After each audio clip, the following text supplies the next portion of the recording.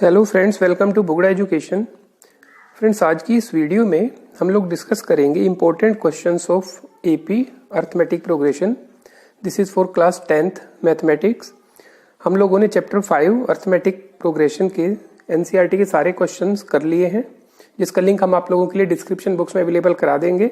अब हम कुछ इंपॉर्टेंट क्वेश्चंस लेंगे इस चैप्टर के, जो कि सीबीएसई में काफ़ी टाइम आ चुके हैं और एग्जामिनेशन पॉइंट ऑफ व्यू से काफ़ी इंपॉर्टेंट है। सो स्टार्ट करते हैं important questions of arithmetic progression. Question number 1, find the 8th term from the end of the AP. हमें एपी गिवन है, इस एपी के एंड से हमको 8th टर्म फाइंड आउट करना है। तो इसको करने के लिए हम लोग क्या करते हैं, सबसे पहले इस एपी को हमें एंड से 8th टर्म फाइंड आउट करना है, तो हम इस एपी को एंड से ही कंसिडर कर लेते हैं। तो हम लिखते हैं इफ एपी इज कंसिडर्ड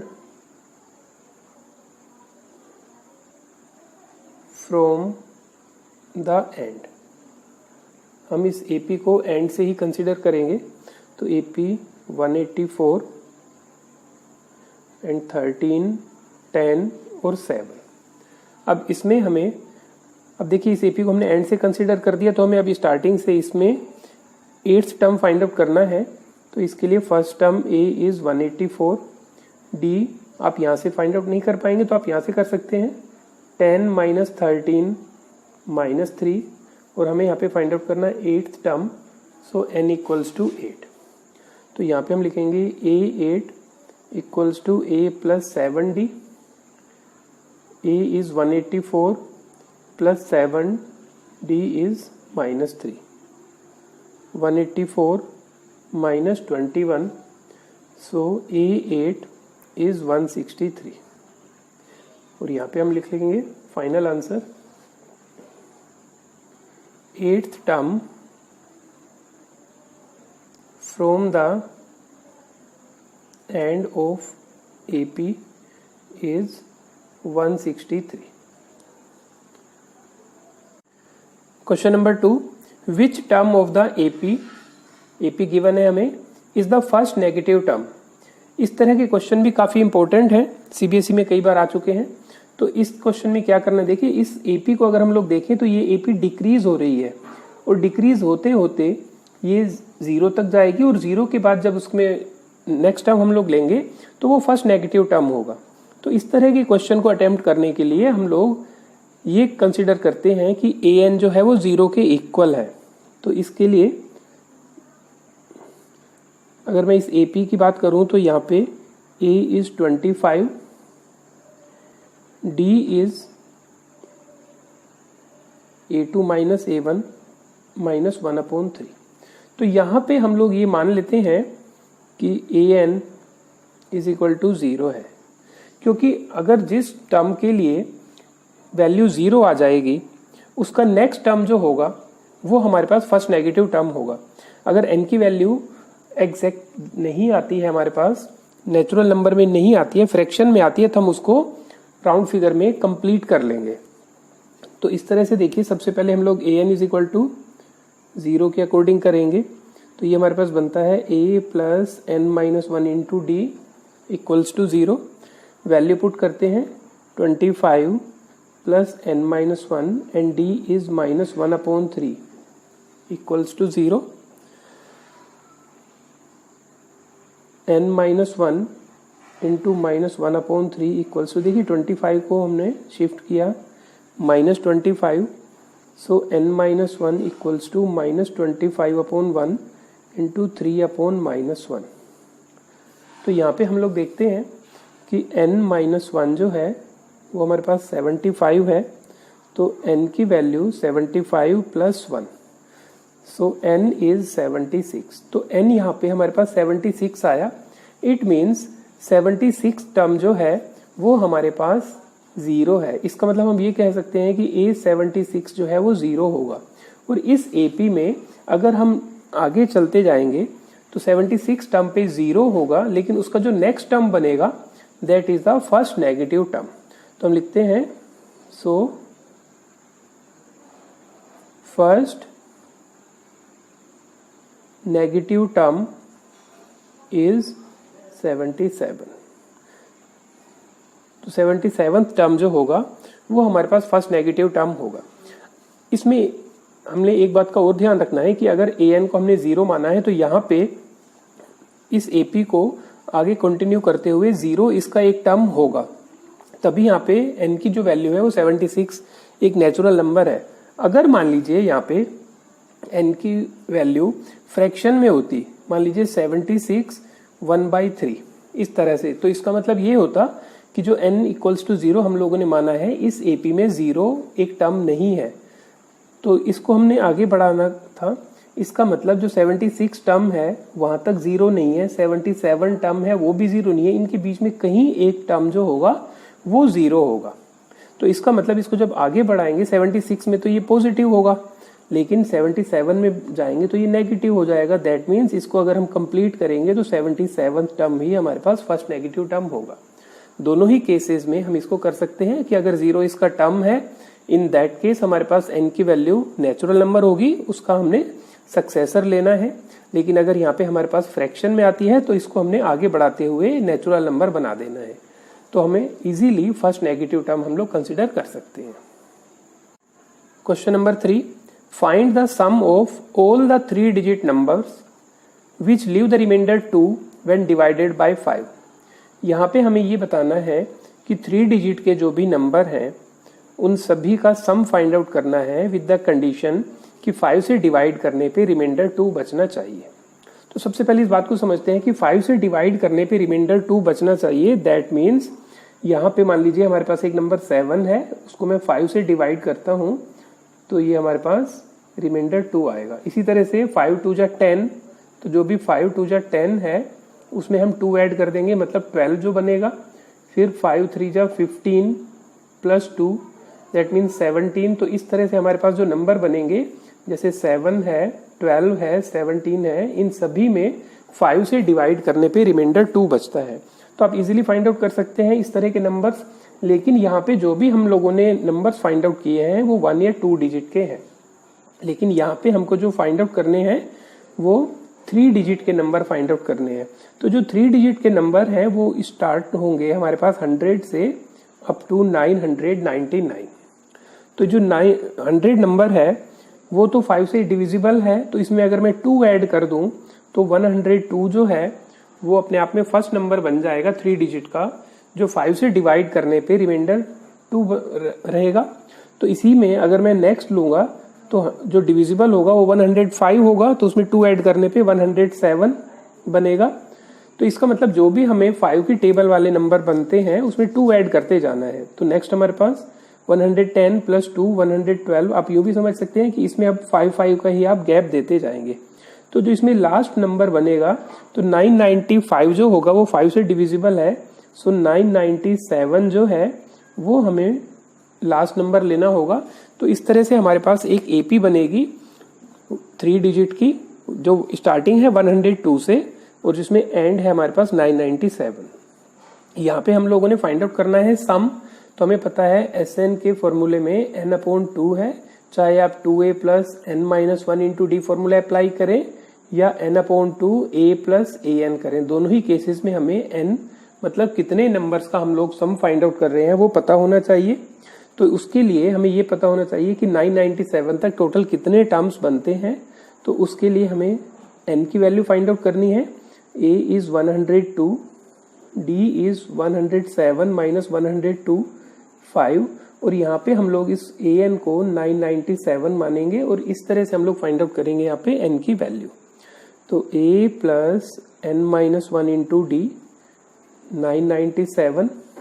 अब यहाँ पे देखिए वैल्यू पुट करेंगे हम a और d की, 102 प्लस n-1 d की वैल्यू 5 997, सो n-1 5 टाइम्स 997 माइनस 102, तो ये हमारे पास है 895 अपॉन 5 इज n-1। इसे हम अगर कैंसिल आउट करते हैं तो दिस इज 179। तो n की वैल्यू हो गई हमारे पास यहाँ पे 179 प्लस 1, दैट मीन्स 180। तो हम ये कह सकते हैं कि इस तरह से इस AP में 180 टर्म्स होंगे। अब हमें इनका सम फाइंड आउट करना है। नाउ S180 ये हमको फाइंड आउट करना है, तो इसके लिए फॉर्मूला अप्लाई करेंगे n/2। इसमें हम direct a + an formula apply कर देंगे। a is 102 and last term is 997। ये कैंसिल्ड आउट है, so this is 90 multiply 1109 multiply करने पे 99,810। तो 3 डिजिट के सभी नंबर्स जिनका सम करने पे आता है 99,801, लेकिन उन नंबर्स में क्या है कि वो 5 से डिवाइड करने पे रिमाइंडर 2 बचे जिसमें। तो इस तरह से हमने इस क्वेश्चन को अटेम्प्ट करना है। Question number 4, if the sum of first p terms of an AP is equal to the sum of first q terms, then find the sum of first p plus q terms। तो यहाँ पे जो information given है उसके according हमें ये given है कि SP is equal to SQ, कि sum of first p terms is equal to sum of first q terms। तो हमें अब फाइंड आउट करना है sum of first p plus q terms. तो हमें जो इंफॉर्मेशन गिवन है उसी को आगे बढ़ाते हुए हम लोग फाइंड आउट करेंगे। SP को हम लिख सकते हैं p/2 2a plus p - 1 into d and SQ is q/2 2a plus q - 1 into d। Question थोड़ा सा लेंदी है, लेकिन आप इसको ध्यान से देखेंगे तो आपको समझ में आ जाएगा। अब यहाँ पे देखिए हम लोगों ने मल्टीप्लाई करना है 2AP/2 plus p into p - 1 d/2 q/2 into 2a plus q - 1 d/2। अब यहाँ पे देखिए 2 से 2 कैंसिल्ड आउट, तो यहाँ पे हमारे पास है AP और यहाँ से भी हम AQ को माइनस AQ प्लस, अब यहाँ पे देखिए मैं d/2 कॉमन लेता हूँ, सो p इंटू p - 1 और यहाँ से भी अगर मैं d/2 कॉमन लूँगा और इसे मैं लेफ्ट हैंड साइड में शिफ्ट करूँगा तो ये -q into q - 1 equals to 0। ये दोनों में से कॉमन है, सो p - q प्लस d/2। अब यहाँ पे देखिए इस क्वेश्चन में यहाँ पे p² - p - q² plus q equals to 0। p - q into a plus d/2। यहाँ पे हम लोगों ने क्या करना है, यहाँ पे p² और q² को आप एक साथ लिखिए ब्रैकेट में, और यहाँ पे -p प्लस q में माइनस आप कॉमन ले लेंगे तो ब्रैकेट के अंदर p - q होगा। a p - q plus d/2, यहाँ पे हम a² - b² अप्लाई करेंगे, p plus q p - q minus p - q equal to 0। अब यहाँ पे हम लोग p - q इन सभी में से अगर मैं कॉमन ले लूँ तो यहाँ पे देखिए a रहता है प्लस d/2, यहाँ पे हमने p - q कॉमन लिया तो ये p plus q - 1 equals to 0। अब यहाँ पे मैं p - q से डिवाइड कर दूँ तो a plus d/2 p plus q - 1 equal to 0/p - q, जो कि 0 ही बन जाएगा। अब यहाँ पे अगर मैं 2 LCM लूँ तो 2a प्लस, अब इसे देखिए p प्लस q - 1 को मैं लिखता हूँ p plus q - 1 into d/2 equal to 0। यहाँ पे क्रॉस मल्टीप्लाई किया, so 2a plus p plus q - 1 into d equals to 0। तो हमारे पास एक कंडीशन आ गई है 2a plus p plus Q minus 1 into D is equal to 0। और हमें जो फाइंड आउट करना है that is sum of first p plus Q terms. तो उसके लिए हम लोग क्या करते हैं, now sum of first p plus Q terms, इसे हम लिख देते हैं p plus Q upon 2a plus p plus Q minus 1 into D equals to so p plus Q upon 2। अब यहाँ पे देखिए 2a plus p plus Q minus 1 into D, पूरे को मैं 0 के इक्वल लिख सकता हूं, सो दिस इज 0। तो sum of first p plus Q terms is 0। Question number 5, find a, b and c such that the following numbers are in AP। ये जो नंबर गिवन है ये AP में है, तो हमें A, B और C की वैल्यू फाइंड आउट करनी है। तो इस क्वेश्चंस को करने के लिए हम लोग इन नंबर्स को दोबारा लिखते हैं। अब देखिए ये AP में है, अब AP में कोई भी अगर नंबर है दैट मीन्स वहाँ पे जो कॉमन डिफरेंस होगा वो इक्वल होगा। तो यहाँ पे हम लोग लिख सकते हैं जो A2 माइनस A1 है वो A3 माइनस A2 के इक्वल होगा। अगर मैं इन फर्स्ट 3 टर्म्स में देखूं A2 minus A1 equals to A3 minus A2, तो ये बन जाएगा हमारे पास 7 minus A equals to B minus 7।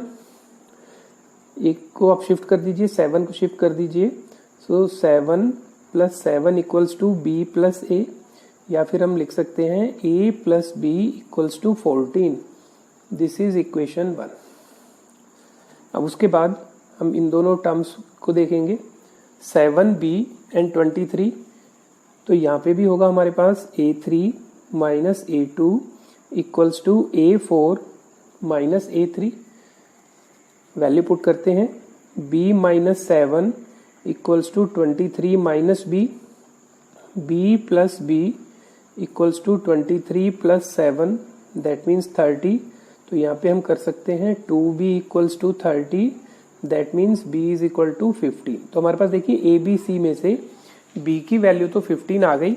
अब इक्वेशन 1 की तरफ देखते हैं हम लोग, इसमें A plus B equals to 14 है और B की वैल्यू 15 है। तो हम यहाँ पे लिखते हैं from equation 1 A plus B की जगह हम लोग 15 पुट करते हैं, so A is equal to 14 minus 15, so A equals to minus 1। तो देखिए A, B और C की वैल्यू तो हमें A और B की वैल्यू तो हमें पता लग गई। अब C की वैल्यू फाइंड आउट करनी है, उसके लिए हम इन 3 टर्म्स को देखेंगे। So A4 minus A3 equals to A5 minus A4, so 23 minus B equals to C minus 23। अब 23 को शिफ्ट कर दीजिए, 23 प्लस 23 एंड माइनस B की जगह हम लोग पुट कर देंगे 15, so which is equal to C। So 46 minus 15 equals to C और C इज इक्वल टू 31। तो देखिए हमारे पास फाइनल आंसर हम लोगों ने लिखना है, so A is equal to minus 1, B is equal to 15 and C is equal to 31। Question number 6, find the value of the middle most term of the AP। इस question में हमें AP given है और हमें find out करनी है value middle most term और terms. तो यहाँ पे अब पहले हम ये समझते हैं कि मिडिल मोस्ट टर्म क्या होता है। तो इसको आप यूं समझ सकते हैं कि जो भी हमें टर्म गिवन है उसमें सबसे जो सेंटर का टर्म होगा उसे हम बोलेंगे मिडिल मोस्ट टर्म। तो इसके लिए यहाँ पे हमें अभी टर्म्स भी गिवन है, तो इसका मतलब क्या एक से ज्यादा भी सेंटर पॉइंट हो सकते हैं? हाँ हो सकते हैं, ये डिपेंड करता है नंबर ऑफ टर्म्स के अकॉर्डिंग। मान लीजिए 1 2 3 4 5, अगर 5 टर्म्स हमारे पास अवेलेबल है तो इसमें सेंटर में एक ही टर्म होगा, लेकिन अगर 1 2 3 4 5 6 है मतलब कि इवन नंबर ऑफ टर्म्स हैं, ओड में हमें कोई प्रॉब्लम नहीं है, लेकिन अगर इवन नंबर ऑफ टर्म्स हैं तो यहाँ पे सेंटर का जो टर्म है उसको लेने में प्रॉब्लम रहती है, क्योंकि अगर मैं थर्ड टर्म को ही सेंटर का लेता हूँ तो इससे पहले 2 टर्म है, इसके बाद में 3 टर्म है, ये सेंटर का नहीं हुआ। अगर मैं 4th टर्म को सेंटर का लेता हूं तो इससे पहले 3 है, बाद में 2 है, ये सेंटर का नहीं हुआ। उस केस में 3rd और 4th दोनों टर्म्स जो है वो सेंटर टर्म होंगे, मिडिल मोस्ट टर्म होंगे, क्योंकि इन दोनों को अगर मैं कंबाइन कर देता हूं तो इनसे पहले 2 टर्म है और इनके बाद में भी 2 टर्म्स है। तो यहाँ पे middle most term find out करने के लिए हमें सबसे पहले ये पता होना चाहिए कि टोटल नंबर ऑफ टर्म्स कितने हैं, इवन है या ओड है, और उसके अकॉर्डिंग ये डिसाइड होगा कि एक नंबर होगा उसमें centre term, middle most term, या 2 नंबर होंगे। तो यहाँ पे सबसे पहले हम लोग फाइंड आउट करेंगे टोटल नंबर ऑफ टर्म्स। तो टोटल नंबर ऑफ टर्म्स करने के लिए ये जो AP गिवन है -11, -7, -3 से 49 तक, तो सबसे पहले हम लोग ये फाइंड आउट करेंगे कि 49 कौन से नंबर का टर्म है। जिस नंबर का टर्म भी 49 होगा उतने ही इसमें टोटल नंबर ऑफ टर्म्स होंगे। So A is -11, D is -7 plus 11 4 and AN is 49। तो यहाँ पे A plus n-1 into D equals to 49। अब हम इसमें वैल्यू पुट करते हैं, प्लस n-1, D की जगह 4, तो 4 times n-1 equals to 49 plus 11 मतलब कि 60। सो n-1 is 60 divided by 4, 15. So n is 15 plus 1. तो हम n को लिख सकते हैं 16। तो यहाँ पे इस AP में जो होंगे वो 16 टर्म्स होंगे। अब 16 टर्म्स जो है वो इवन है, दैट मीन्स यहाँ पे here n is even. So we have 2 middle most terms, 2 middle most term होंगे। और कौन कौन से होंगे, कौन कौन से होंगे, एक तो जो n/2 है और एक n/2 प्लस 1 है। जिस तरह से हम लोगों ने मीडियन के लिए किया था, तो n/2 में 16/2 एंड 16/2 प्लस 1। सो यहाँ पे 8th term and 9th term जो होंगे that are the middle most term.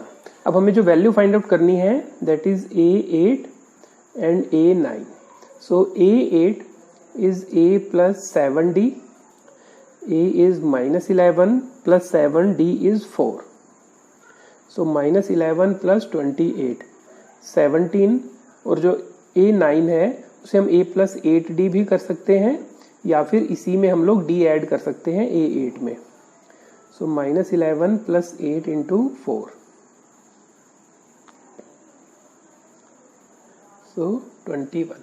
तो यहाँ पे हमारे पास middle most term, final answer लिखते हैं, मिडिल मोस्ट टर्म या value of middle most terms are A8 is 17 and A9 is 21. Question number 7. If S1, S2 and S3 denote the sums of first n, 2n and 3n terms of an AP, show that S3 equals to 3 times S2 minus S1. यहाँ पे जो S1 है उसका meaning है sum of first n terms of an AP, S2 sum of first 2n terms of an AP, और S3 का मतलब है कि 3n टर्म्स का सम। उसके बाद हमें इसको प्रूव करना है।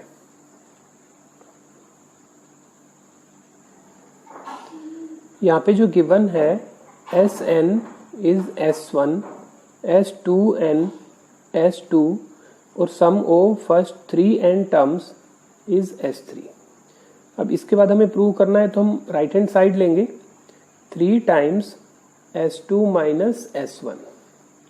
सो 3 टाइम्स S2 की जगह हम लोग लिखेंगे S2n माइनस Sn। 3 टाइम्स, अब S2n में हम लोग फॉर्मूला अप्लाई करेंगे, 2n/2 2a plus 2n minus 1 into D, minus Sn में n/2 2a plus n-1 into D.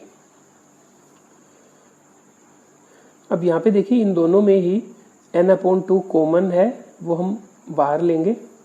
सो यहाँ पे 2 into 2a plus 2n-1 into D minus 2a plus n-1 into D. तो ये 3n/2। अब यहाँ पे देखिए 2 से मल्टीप्लाई करते हैं हम, 4a plus 2 into 2n-1 into D minus 2a minus n-1 into D. अब इसके बाद देखिए हम जो a है और n है इसको लाइक टर्म्स को हम साथ लिखेंगे, 4a माइनस 2a प्लस इसको मल्टीप्लाई भी कर सकते हैं 4n minus 2 into D minus n-1 into D. 3n/2 4a minus 2a 2a plus यहाँ पे हम d कॉमन लेंगे, सो 4n minus 2 minus n plus 1। 3n/2 2a plus d 4n minus n 3n minus 2 plus 1 minus 1।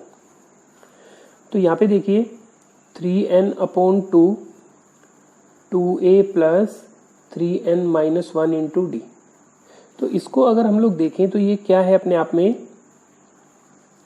S3n, और S3n जो है उसे हम S3 भी लिख सकते हैं, which is nothing but the left hand side. ये लेफ्ट हैंड साइड के इक्वल ही है, so left hand side is equal to right hand side, hence proved. जो हमें प्रूव करना था, left hand side and right hand sides are equal. Question number 8। Question number 8 जो है ये बिल्कुल इसी तरह का क्वेश्चन नहीं है कि आप टू द पॉइंट इसमें फॉर्मूला पुट करें और आ जाए। पहले हमें इस क्वेश्चन को अच्छी तरह से समझना होगा, क्योंकि इस क्वेश्चन का डिफिकल्ट लेवल थोड़ा सा ज्यादा है, अबव एवरेज है। A farmer buys a used tractor for ₹12,000 rupees में उसने एक ट्रैक्टर परचेज किया। He pays ₹6,000 and agreed to pay the balance in annual instalment of ₹500 plus 12% interest on the unpaid amount. How much will the tractor cost him? Total जो cost है tractor की वो 12,000 है, जिसमें से वो 6,000 on the spot down payment कर देता है। तो जो बाकी उसका बैलेंस रहा वो 6,000 है। जो बैलेंस पेमेंट है 6,000 उस पर वो एनुअल इंस्टॉलमेंट बनवाएगा, इंस्टॉलमेंट पे उसका ट्रैक्टर होगा। तो 500 वो पे करेगा प्लस जो भी 1 ईयर का 12% रेट ऑफ इंटरेस्ट से इंटरेस्ट बनेगा वो पे करेगा। तो जब नेक्स्ट ईयर में 500 उसका प्रिंसिपल में से माइनस हो जाएगा, तो अब जो बैलेंस अमाउंट होगा उसके ऊपर 12% इंटरेस्ट लगेगा। तो इस तरह से हमें ये फाइंड आउट करना है कि इंटरेस्ट लगने के बाद जो ट्रैक्टर की फाइनल कॉस्ट है वो कितनी है। यहाँ पे हम लोग लिखते हैं कॉस्ट ऑफ ट्रैक्टर 12,000। अब यहाँ पे इंस्टेंट पेमेंट, जिसे आजकल डाउन पेमेंट भी कहा जाता है, 6,000 रुपीज। तो जो बैलेंस बचा वो 6,000 रुपीज बचा हमारे पास। और जो इंस्टॉलमेंट के लिए उसने यही होगा और इसी के ऊपर हम लोग इंटरेस्ट पे करेंगे, क्योंकि जो उसने on the spot down payment कर दिया उसके ऊपर तो इंटरेस्ट लगेगा नहीं, जो बैलेंस होगा उसके ऊपर ही इंटरेस्ट लगेगा। अब इंटरेस्ट किस तरह से लगेगा जरा उसको समझते हैं। आफ्टर 1 ईयर, पहले उसे हम समझ लेंगे फिर इसको फॉर्मूला लगा के कंप्लीट करेंगे। आफ्टर 1 ईयर वो जब पेमेंट के लिए जाएगा तो 6,000 का 12% रेट ऑफ इंटरेस्ट से 1 ईयर का जो इंटरेस्ट बनेगा दैट इज 720। अब 720 वो तो इंटरेस्ट दे देगा प्लस 500 भी एक्स्ट्रा पे करेगा। जब वो आफ्टर 2 ईयर्स जाएगा तो इंटरेस्ट कितना लगेगा वो हम सिर्फ सेकंड ईयर का कैलकुलेट करेंगे, क्योंकि 1 ईयर का इंटरेस्ट वो ऑलरेडी पे कर चुका है 720। तो अब जो अमाउंट उसके पास होगा उसमें देखिए जो प्रिंसिपल है वो 6000 ना रह के 5500 होगा, क्योंकि उसमें से हम लोगों ने 500 रुपीज पहले ही माइनस कर दिए हैं। तो इंटरेस्ट के लिए जो प्रिंसिपल होगा वो 5500 होगा। तो 660 रुपीज इंटरेस्ट लगेगा, वो उसमें से 500 रुपीज और भी एक्स्ट्रा पे करेगा और इस तरह से उसकी पर ईयर इंस्टॉलमेंट चलती रहेगी। 500 उसकी फिक्स है जो वह एवरी ईयर देगा, और ये जो इसका इंटरेस्ट है वो एवरी टाइम 60 रुपीज। अब 60 रुपीज हमने कैसे कैलकुलेट किया, क्योंकि एवरी टाइम जो उसका इंटरेस्ट लगना है उसमें से 500 रुपीज कम हो गए, तो 500 इंटू 12 इंटू 1/100, तो ये हमारे पास जो है 60 रुपीज उसका इंटरेस्ट एवरी टाइम कम होगा। तो इस तरह से वो 500 अगर हम लोग 6000 के अकॉर्डिंग कैलकुलेट करें तो 12 टाइम्स ही वो देगा, क्योंकि 12 5 जा 60 होगा, तो 6000 रुपीज बन जाएगा। इसको हम यूं भी समझ सकते हैं कि अगर हम एपी बनाए इंटरेस्ट की, सिर्फ इंटरेस्ट की, तो 720 रुपीज 660 रुपीज इस तरह से कंप्लीट होते होते लास्ट इंस्टॉलमेंट जो देगा वो 60 रुपीज की देगा। अब 60 रुपीज हमें कैसे पता लगा, क्योंकि जो लास्ट इंस्टॉलमेंट बनेगी वो हमें 6000 के लिए 5500 5000 इसी तरह से कंप्लीट होते होते एक टाइम ऐसा भी होगा कि उसके पास सिर्फ 500 रुपीज का इंटरेस्ट के लिए होगा, तो 60 रुपीज इंटरेस्ट लगेगा। आप सिंपल कैलकुलेट कर सकते हैं कि 12 टाइम्स होगा तो इस तरह के 12 टर्म्स होंगे। अदरवाइज हम इसे A is 720, D is 660 minus 720 minus 60, AN is 60 करके हम लोग N की वैल्यू फाइंड आउट करेंगे। A is 720, N minus 1, D is minus 60, minus 60, N minus 1 is 60 minus 720, so minus 660. So N minus 1 minus 660 upon minus 60. So N is 11 plus 1. तो 12 terms उसके होंगे, that means 12 years में उसका जो है वो loan का रिपेमेंट होगा। अब हमें फाइंड आउट करना है कि S12 कितना होगा। तो ये हम सिर्फ S12 जो हम फाइंड आउट करेंगे ये टोटल इंटरेस्ट पे करेंगे कि टोटल इंटरेस्ट कितना बना, सिर्फ वही इसमें कैलकुलेट होगा, क्योंकि हमने जो एपी बनाई है वो हम इंटरेस्ट की ही बना रहे हैं। अगर मैं इसमें टोटल इंस्टॉलमेंट की बनाता तो एपी इसमें 1220 और 1160 इस तरह से बनती, 500 एवरी टाइम हम इसमें ऐड करते। सो 12/2 इसमें हम फॉर्मूला भी A प्लस AN अप्लाई कर देंगे, A प्लस AN। 6 मल्टीप्लाई 780, तो हमें इसमें 4680 रुपीज तो इंटरेस्ट पे करना होगा। सो हम लोग लिखेंगे टोटल कॉस्ट ऑफ ट्रैक्टर। देखिए 12,000 रुपीज उसने पे किए, 6,000 डाउन पेमेंट किया और 6,000 उसने 500 12 टाइम्स दिए, और साथ में जो उसने इंटरेस्ट पे किया वो 4680 पे किया। तो जो टोटल उसके पास वैल्यू होगी 16680 पूरे ट्रैक्टर की, उसको विद इंटरेस्ट वैल्यू बनेगी। तो फ्रेंड्स ये थे कुछ क्वेश्चन जो सीबीएसई बोर्ड के एग्जाम में आ चुके हैं, एग्जामिनेशन पॉइंट ऑफ व्यू से इंपॉर्टेंट है। आप इनकी प्रैक्टिस कीजिए। कहीं भी अगर आपको डाउट है तो आप हमें कमेंट सेक्शन में ज़रूर बताएं। अगर आपको ये वीडियो अच्छी लगी तो अपने फ्रेंड्स के साथ भी शेयर करें और इसे लाइक करें। हम इसी तरह की वीडियो आप लोगों के लिए लाते रहते हैं। आप हमारे चैनल से जुड़े रहिए and thank you very much for watching this video.